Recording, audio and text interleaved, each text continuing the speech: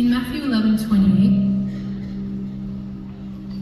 there's a beautiful invitation that Jesus gives to us. And in the Message paraphrase of the Bible, which sometimes when I mention that can be a bit contentious, because people are like, you need to study Bible. I got to study Bible, don't worry. But when I was 17 years old, the Message paraphrase translation of the Bible made this come alive to me like nothing else. And maybe you're a young person in this room, maybe slightly older, and you're yet to really discover what this book is. This is the best meal that you've ever had. This is the Word, capital W. This is life to your bones. And if perhaps you haven't yet fully discovered what this book is, maybe the Message paraphrase is for you. It just says it in really easy, everyday kind of language. And don't worry, at the start of this book, in the letter to the reader, Eugene Peterson, who was the guy who was commissioned to translate it in everyday language, he says, there is much in this book that you won't understand, and you will need to eventually get a study Bible. But in the meantime, read in order to live, praying as you do. God, let it be with me just as you say.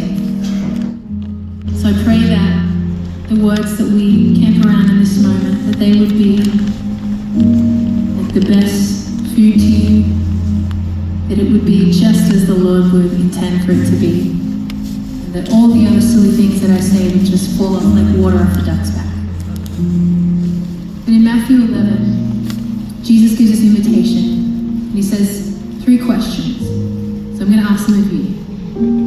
Are you tired? No. Are you worn out? Are you burnt out on religious things? And then Jesus says 3 beautiful words. Come to me. Get away with me and you will recover your life. I will show you how to take a real rest. Walk with me, work with me. Watch how I do it. Learn the unforced rhythms of grace. I won't lay anything ill-fitting or heavy on you. Keep company with me and you will learn to live freely and lightly. And perhaps some things that we have felt called to do, maybe they feel heavy or a bit like ill-fitting and it's kind of sliding off and doesn't feel right. Maybe we need to learn how to carry it again, yoked with God. The beautiful thing about a yoke is that it brings 2 creatures together so they can carry a weight. And our God is saying, my yoke is easy and my burden is light. And when we carry it with him, let me tell you, he carries the heavy end. We just get to learn how to walk with him and learn how to do this.